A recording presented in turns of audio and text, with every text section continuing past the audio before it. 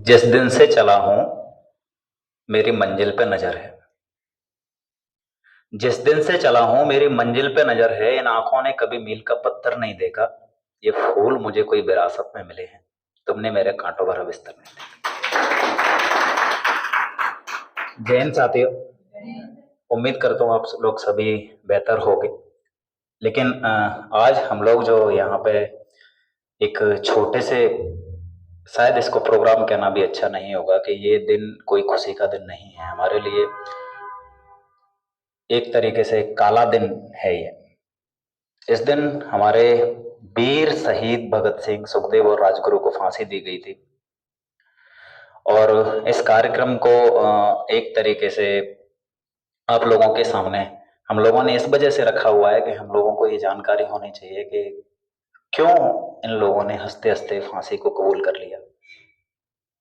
ये नहीं है, ये मसला है ही नहीं कहीं से कहीं तक भी कि मतलब हम हिस्ट्री की बात कर रहे हैं कि हम ये जाना है कि भगत सिंह कौन थे, क्या थे। ये सब लोग आप लोगों को पता हुआ है, अच्छे से पता हुआ है। और धर्मेंद्र सर ने इतना बारीकी से आप लोगों को एक छोटी छोटी चीजें स्टेप बाय स्टेप मतलब बताई।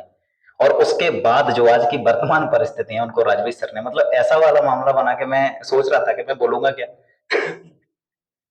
सच में। क्योंकि जो ऐतिहासिक चीजें थी वो सारी की सारी धर्मेंद्र सर ने कवर कर दी।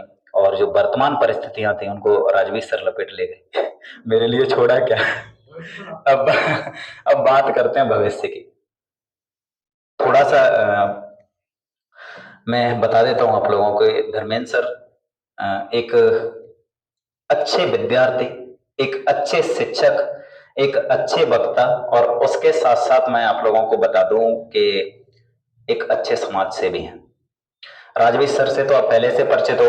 और मैं शायद मुझे ऐसा लगता है कि ये जितना तारीफ मेरी करते हैं ना, तभी मुझे लगता है कि मैं सारा का सारा मतलब क्रेडिट इनके ऊपर मतलब डाल दूं। और मुझे मतलब रियल में हमें बहुत समय नहीं हुआ है, लंबा समय नहीं हुआ है कि हम राजवीर सर से पहले से परिचित हैं।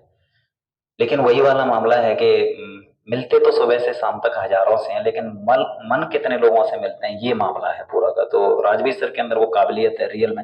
और वो जब भी कुछ बोलते हैं कि सर मतलब कल ऐसा करना है, तो मुझे लगता है कि हाँ भाई करना है।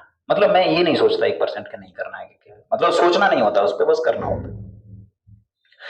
कल शायद शाम तक तो हमारी कोई प्लानिंग भी नहीं थी, कुछ नहीं था। और वैसे भी होली का समय है तो बच्चे भी मतलब अपने अपने कोई घर कभी, और किसान मजदूरों के बच्चे आते हैं सर यहाँ पे पढ़ने। तो जब भी घर पे कोई काम होता है तो घर वाले उनको बुला लेते हैं, इनवाइट कर लेते हैं कि मतलब भैया सरसों कट रही है आ जाओ खेत पे काम करने, तो जाना पड़ता है। बात ये करते हैं कि इन लोगों ने क्यों मतलब इतना हंसते हंसते इस चीज को कबूल किया, और आजादी होती क्या है, क्यों इतना आजादी आजादी के लिए तड़पते हैं। तो आजादी का महत्व वो समझता है जिसने कभी गुलामी देखी हो। एक शेर को पिंजरे में बंद करो, फिर वो बताएगा कि आजादी का मतलब क्या था। हम लोग मतलब अपने मनोरंजन के लिए कब किसी पक्षी को पिंजरे में कैद कर लिया, कभी घर पे मतलब बिल्ली को पाल लिया, कभी ये कर लिया, उसको बांध के रख लिया। नहीं नहीं, उसको वो एक्सेप्ट नहीं है। नेचर ने उसको इसके लिए बनाया ही नहीं है। और सबसे बड़ी विडंबना तो ये है कि जिस चीज के लिए, जिस मकसद से मतलब आजादी मिली थी, वो मकसद आज भी पूरा नहीं हो पाया। हमारे संविधान का आर्टिकल 17 आप सब लोगों ने मतलब पढ़ा हुआ है, सब लोग जानते भी अच्छे से। अस्पृश्यता का अंत मतलब है अनटचेबिलिटी। इतने सारे अधिनियम बना दिए, 1989, 1955, कभी 2016, कभी 2019, लगातार उसमें अमेंडमेंट पे अमेंडमेंट करते चले जा रहे हैं। लेकिन मुझे ये नहीं समझ में आ रहा कि मतलब हम लोगों को क्यों ये सारी की सारी चीजें जरूरत पड़ रही हैं। हम आज भी इंसान को इंसान का दर्जा क्यों नहीं दे पा रहे हैं। आज भी भारत में प्रत्येक नीचे से नीची जाति को खुद से नीची जाति मिली जाती है।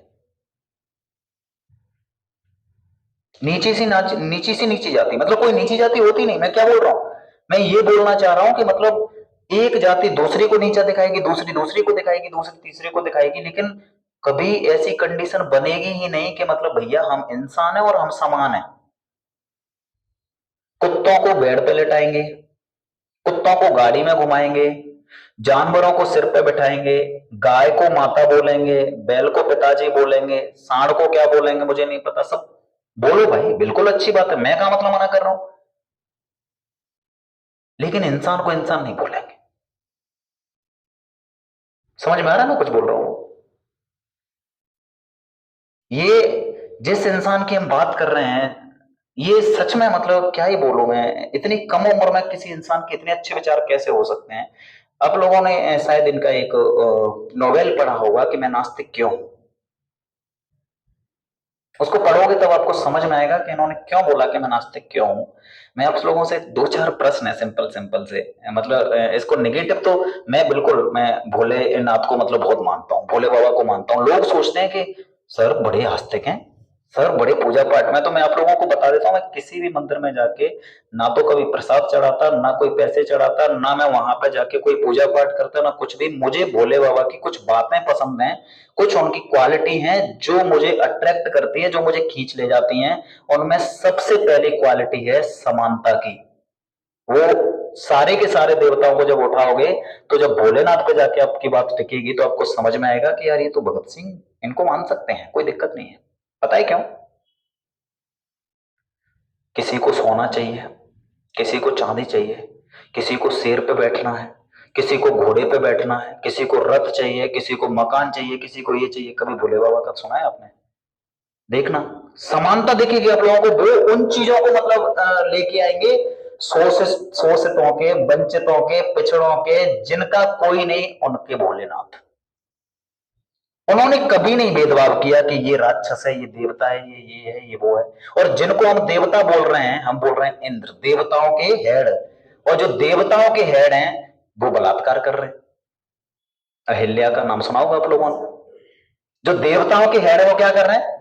बलात्कार कर रहे हैं। तो देवता बोला किसको जा रहा है उनकी नजर में? मतलब जिसके अंदर अच्छे गुण हो, जो सर्वश्रेष्ठ गुण रखता हो, जिसके अंदर नैतिकता हो, जिसके अंदर मानवता हो, उसको ही तो बोला जा रहा है। लेकिन जो बलात्कार करे वो देवताओं का हेड कैसे हो सकता है? और आज भी समाज में अगर देखोगे तो कंडीशन ऐसी कि जो लोग, जिन्हें मतलब समाज बोलता है कि ये गलत काम है, गलत काम है, गलत काम है, उन गलत कामों में इन्वॉल्व लोगों को आप देखोगे तो वो दिन दूने रात चौगुने होने वाला मामला। जो बुद्धिजीवी लोग हैं, जो लोग सच में मतलब एक तरीके से ईश्वर के प्रति समर्पित हैं, किसी भी गलत काम को करना तो बहुत दूर की बात है, गलत काम करने का सोच भी नहीं सकते। उन लोगों की हालत ऐसी है कि सुबह तो खाना मिल गया, शाम को खाना मिलेगा इसकी कोई गारंटी नहीं है। आजादी का मतलब पता है? आजादी का मतलब ये, समाज में समानता हो। एक लड़की को ये ना सोचना पड़े कि रात में 12 बज रहे, मैं पुरानी सब्जी मंडी से निकलूंगी तो मेरे साथ कुछ गलत ना हो जाए। नहीं है समझ में? पुरानी सब्जी मंडी से निकलते हुए उसको ये नहीं सोचना पड़े कि मैं यहां से जाऊंगी तो मेरे साथ कुछ गलत ना हो जाए। किसी गरीब बच्चे को इतना बुद्धिमान होने पे भी मजदूरी ही करनी है, तो किस बात की आजादी की हम उम्मीद कर रहे थे? उसके अंदर वो गुण है कि अगर उसको प्लेटफॉर्म मिले तो वो आईएएस बन सकता है, उसके प्लेटफॉर्म मिले तो उसको वो लोकसभा का चुनाव जीते, वो व्यक्ति प्रधानमंत्री बन सकता है, वो व्यक्ति कुछ भी कर सकता है। और वो व्यक्ति मजबूर है किसके लिए? मजदूरी के लिए। उसकी मजबूरी है कि उसको क्या करनी पड़ रही है? मजदूरी। प्रॉब्लम किस? आजादी इसी के लिए थी, आजादी इसी के लिए इन लोगों ने अपनी मतलब जान गंवाई थी। अब बोलोगे सर फैक्ट पे बात करो, तो मैं फैक्ट पे बात करता हूं। और फैक्ट की बात यह है कि देश आजाद होने के बाद 1947 से लेके आज तक 97.7%, कम बोल दिया, 98.7% वही लोग पॉलिटिशियंस हैं जिनके दादा परदादा पहले से राजा रजवाड़े या जमींदार थे।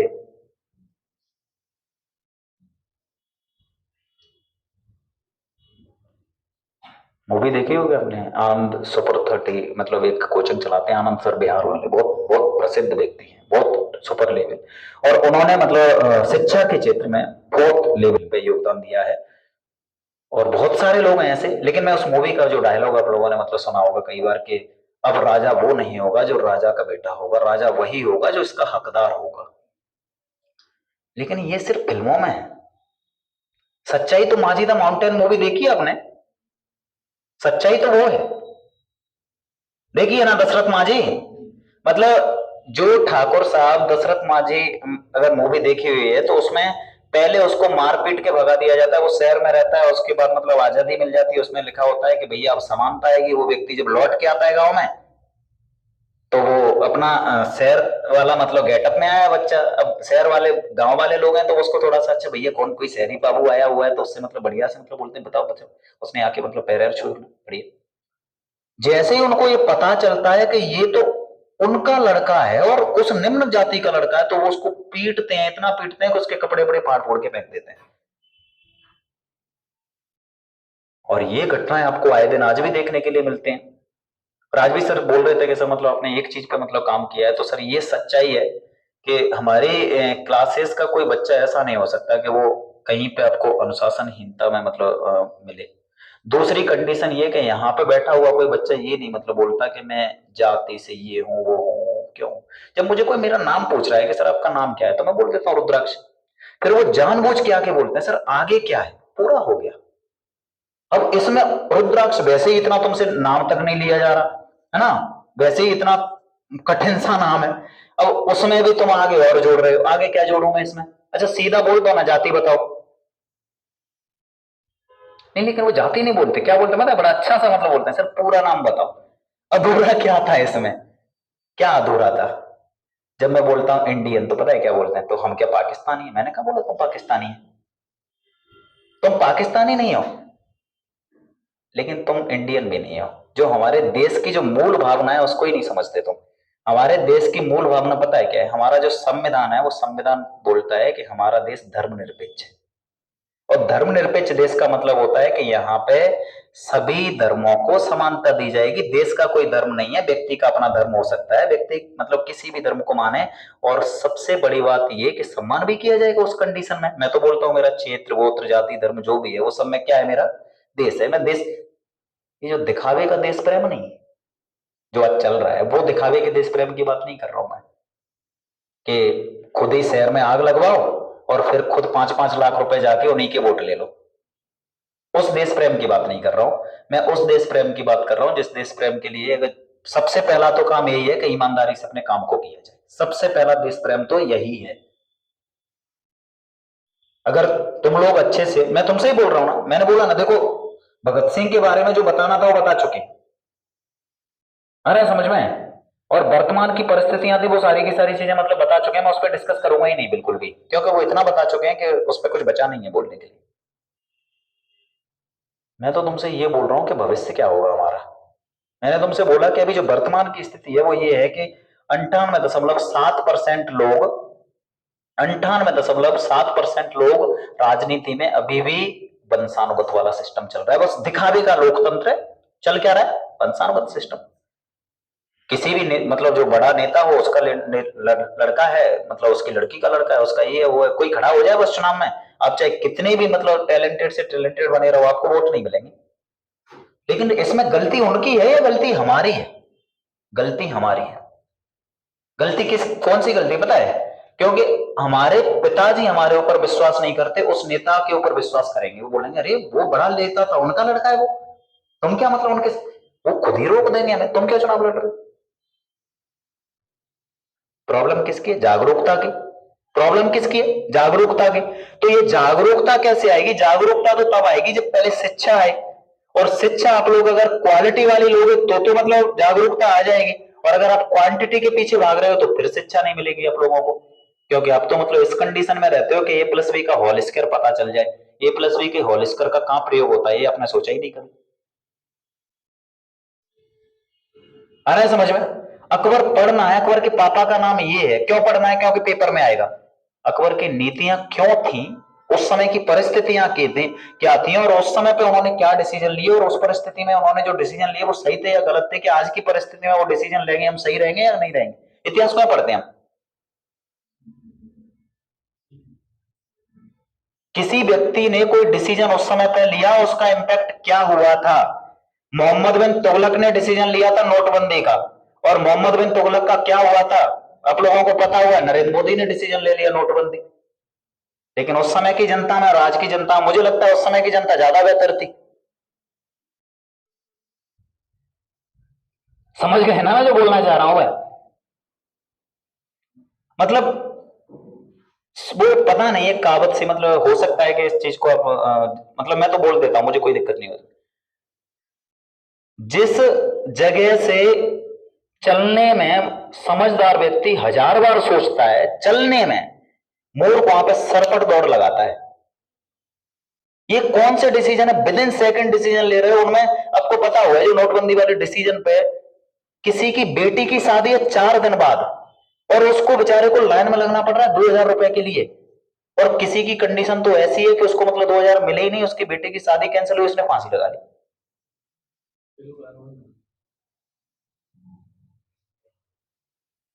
मुझसे कोई बोले कि भगवान श्री राम का मंदिर बन रहा है, बिल्कुल बनना चाहिए भाई। एक मंदिर बना है, मैं चाहता हूं कि मतलब 10-8 मंदिर और बनने चाहिए, अच्छे बनने चाहिए, बिल्कुल बनने चाहिए।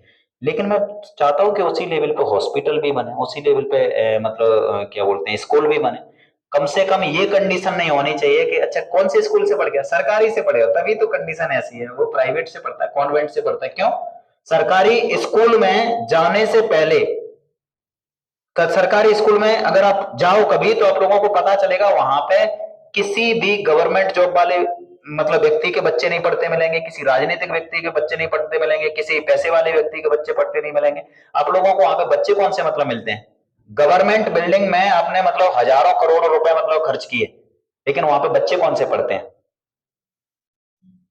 गरीबों के बच्चे, मजदूरों के बच्चे पढ़ते हैं। मैं बोलता हूं एक कलेक्टर का बच्चा किसी स्कूल में पढ़ने लग जाए, कलेक्टर का बच्चा है किसी स्कूल में पढ़ने लग जाए, फिर मुझे ये बताओ कि मतलब कौन सा तो ऐसा टीचर है जो मतलब पढ़ाएगा नहीं, और कौन सी ऐसी कंडीशन हो सकती है कि जहां पर रेगुलरिटी नहीं होगी, और कौन सा ऐसा मतलब मामला लगता है तुम्हें जहां पे कोई फर्जीवाड़ा हो जाए? संभव है? अरे भाई कोई अपने बच्चे के भविष्य को खराब तो नहीं करेगा। फिर कोई मंत्री जो मतलब घोटाले करवा रहा है, मतलब घोटाले करवा रहा है, जब उसको पता चले कि मेरा बच्चा भी इन्हीं से पढ़ने वाला है, तो वो नहीं लगाएगा भाई, फर्जी व्यक्ति को बिल्कुल नहीं लगाएगा, 1% नहीं लगाएगा। तो सबसे मेन चीज ये है कि अगर हमें आजादी चाहिए, मतलब इस बात को मैं कंक्लूड कर रहा हूं इसको 2 मिनट में, और 2 मिनट के कंक्लूजन का मतलब मामला सिर्फ इतना सा है कि अगर हमें रियल आजादी का मतलब समझना है, तो अपने हक अधिकार और कर्तव्यों को समझना पड़ेगा। और हक अधिकार और जो हमारे कर्तव्य है वो कब समझ में आएंगे? जब हम शिक्षा लेंगे, और शिक्षा भी लेंगे क्वालिटी वाली, तब हमें ये चीजें समझ में आएंगी। जब मैं संविधान पढ़ाता हूं तो वो संविधान सिर्फ तुम्हारे तक सीमित नहीं रहना चाहिए। जो लोग नहीं पढ़ते, जिन लोगों का मतलब एग्जाम से कोई लेना देना नहीं है, अपने माता पिता को जाके बताओ कि भैया संविधान के भाग 3 में मौलिक अधिकार है हमारे, और हमें बोलने की आजादी है। क्या है? बोलने की आजादी। अरे नहीं, तुम मंत्री के लिए ऐसा बोल रहे हो? मंत्री जी के लिए भाई किसी के लिए भी बोलेंगे, हमें मंत्री से मतलब नहीं है, उनकी जगह पर कोई भी होगा, हमें व्यक्ति से मतलब ही नहीं है। हमें व्यक्ति से मतलब ही नहीं है। हमने अपने अधिकार किसी के हाथ में सौंपे होते हैं। गांव का सरपंच है, गांव के सरपंच को हमने बनाया हुआ है, हमने अपने अपने अधिकार दे रखे हैं उस व्यक्ति को। तो अधिकार दिए तो हमारा प्रश्न पूछने का भी मतलब अधिकार नहीं है क्या? आपने यहाँ पे हैंडपंप लगवाया भाई, क्यों लगवाया? यहाँ पे क्या जरूरत थी? और हैंडपंप लगवाया वो भी अपने घर में। वो हैंडपंप किसके लिए आया था? पब्लिक के लिए आया था, तो भाई ऐसी जगह लगाते जहां से सारे के सारे लोग उसका यूज करते। आपने हैंडपंप कहां पे लगा लिया? अपने घर में। अच्छा, ये रोड का कॉन्ट्रैक्ट आया, कॉन्ट्रैक्टर कॉन्ट्रैक्टर आपने मतलब किसको बना दिया? अपने रिलेटिव्स को बना दिया। क्यों? ऐसा क्यों? एक शराब का ठेका मतलब भाई अपने कॉन्ट्रैक्ट, मतलब स्कूल कॉलेज जो भी है सब आप अपने अपने लोगों को देते जा रहे हो। कब हम आवाज कब उठा पाएंगे? जब जागरूकता होगी। जागरूकता कब आएगी? जब शिक्षा होगी। और सच्चाई तो यही है कि शिक्षा तो देना ही नहीं चाहते। पूरा का पूरा खेल ही यही है, शिक्षा तो देना ही नहीं चाहते। कभी किसी आपने मतलब यहाँ पे कोई भी किसी भी पार्टी का व्यक्ति हो, आप देखना कभी शिक्षा पे बात नहीं करेगा वो। कभी भी भाषण देने आए, कभी शिक्षा पे बात नहीं करेगा। अयोध्या घुमाएंगे तुम्हें। बिल्कुल घूमेंगे भाई, बिल्कुल घूमेंगे अयोध्या। लेकिन हमें यही नहीं पता। मैंने मतलब अभी मैं बोलूं गांव में मतलब अपने ऐसे ही जानने वाले किसी व्यक्ति से बोला मैंने कि मतलब अयोध्या में मंदिर बनने, मैंने बोला अयोध्या कौन से राज्य में?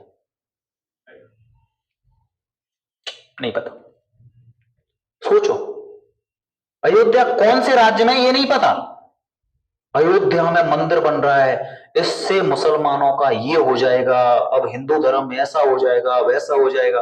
अरे ठीक है, अपनी जगह आस्था रखो, कौन मना कर रहा है तुमसे, लेकिन ये भी तो सोचो भाई, सबसे मेन चीज के अगर आपके बच्चे की नौकरी नहीं लगती है, आपका बच्चा बेरोजगार बैठा हुआ है, खाना कहां से खाओगे?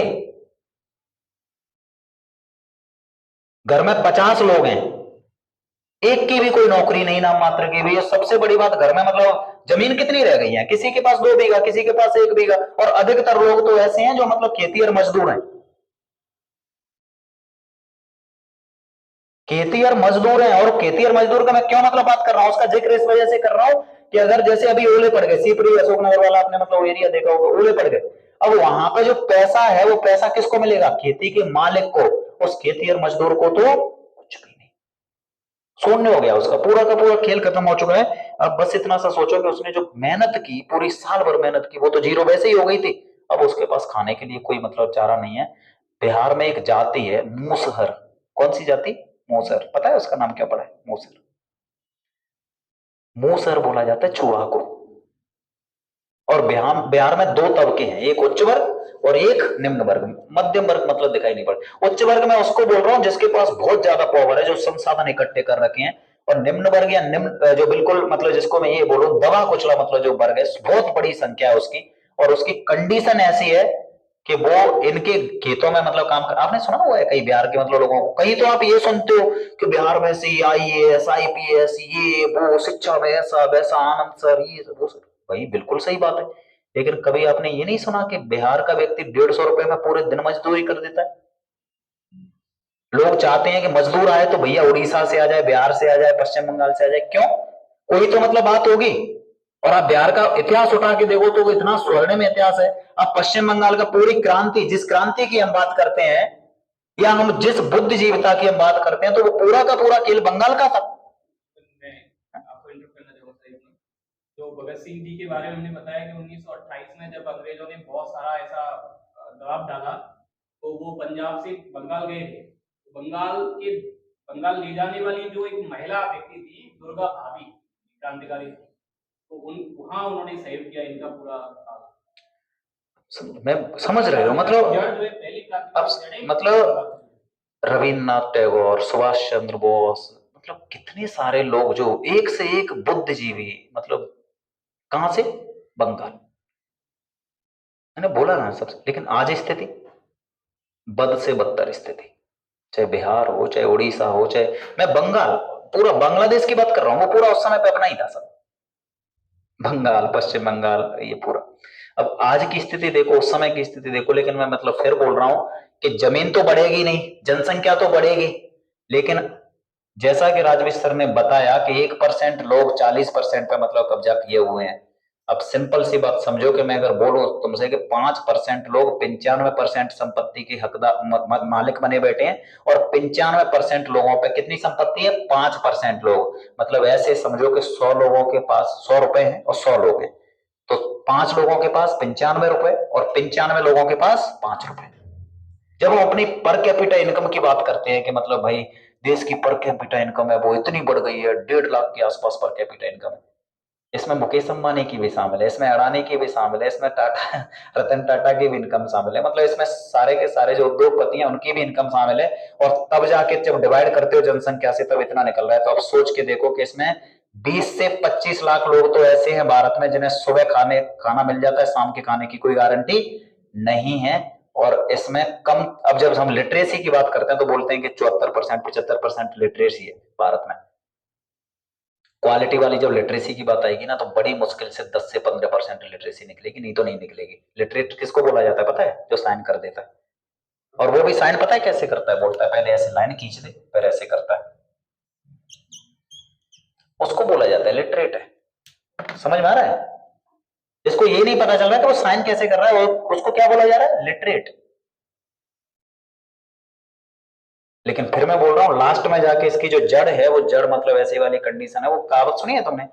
वो जनसंख्या गरीबी के कारण है, और गरीबी जनसंख्या का कारण है। हम सरकार को दोष देते हैं और सरकार हमें दोष देती है। हम चुनते कौन है, सरकार में कौन जाते हैं, हमारे बीच में से कोई ना कोई मतलब जा रहा होगा, तो हम चुनते ही किसको हैं, हम उस इंसान को चुनते हैं जिसके पास बाहुबल हो, जिसके पास धन बल हो, जिसके पास भीड़ हो, जिसके पास पैसा हो, मतलब हम उसको चुनते हैं। जब हम सोचते ही नहीं कि मतलब हमें उसको चुनना चाहिए जो व्यक्ति मतलब, हम नामदार व्यक्ति लोगों को मतलब मौका देते हैं, कामदार को मौका नहीं देते। बाकी एक बार लास्ट में जाके फिर मैं मतलब बस एक ही बात बोलूंगा कि इन्होंने जो हमारे लिए किया, हम इनके लिए नहीं कर रहे, हम इनके साथ भेदभाव कर रहे हैं। जय हिंद, जय भारत।